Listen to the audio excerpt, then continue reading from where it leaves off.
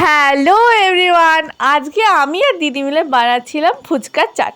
তো ফার্স্টেই দিদি বানিয়ে নিল আলু সিদ্ধ, এরপর আমি এদিকে লঙ্কা কাটছিলাম আর দিদি তেলটা গরম করছিল ফুচকা ভাজার জন্য।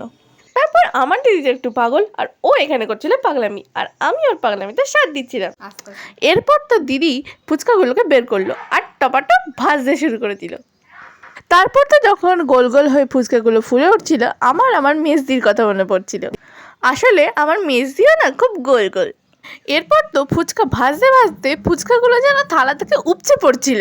আর এদিকে তো দেখতেই পাচ্ছ যে আমার দিদির পাগলামি তার শেষই হয় না।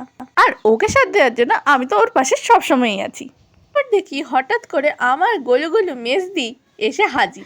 আমার মেজদি তো একদম অকম্যের ঢেকি, কিন্তু আজ দেখছি দিদির হাতে হাতে কাজ করছে। আরে না না, মজা করছিলাম।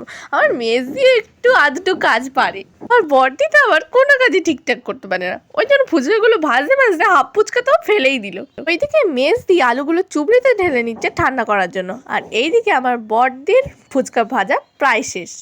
এরপর আমার বড়দির ফুচকা ভাজা শেষ হলে আমার কেরামতি শুরু। আর এই পাগলির হাতে দায়িত্ব দিয়ে তো আমার একটুও নিস্তা নেই, ভেবেই পাচ্ছি না যে ও কি করবে। আমি তো প্রথমে পাকামি করে আলুটা ছাড়াতে গেছিলাম, তারপরে এতই গরম যে আমি পুরো দায়িত্বটাই দিদির হাতে দিয়ে দিলাম। আবার মায়া করে হাতে ফুঁ দিয়ে দিচ্ছে যাতে কষ্ট না হয়। এই জন্যই মানুষের ভালো করতে নেই। নে এবার তাড়াতাড়ি সাবধানে আলুটা কাট।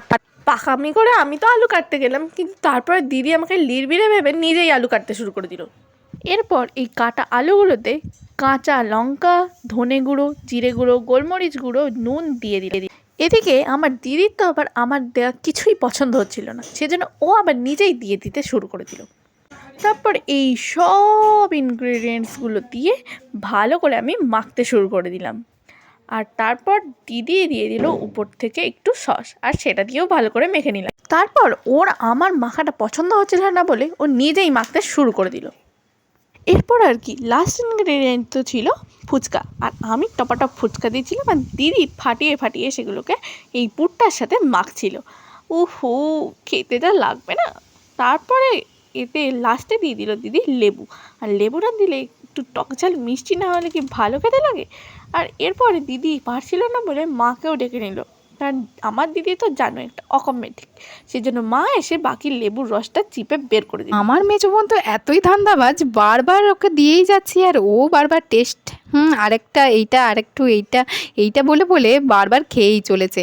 ধান্দাবাজির শেষ নেই। আর আমরা তিনজনে থাকলে তো এরকম খুনসুটি আর মজা চলতেই থাকে। যাই হোক, বাড়ির বাকিদেরকেও কিন্তু দিয়েছিলাম, কিন্তু সেগুলো আর দেখাতে পারলাম না। যাই হোক, তোমরা সাবস্ক্রাইবটা কবে করবে? আরে হ্যাঁ, তাড়াতাড়ি করো।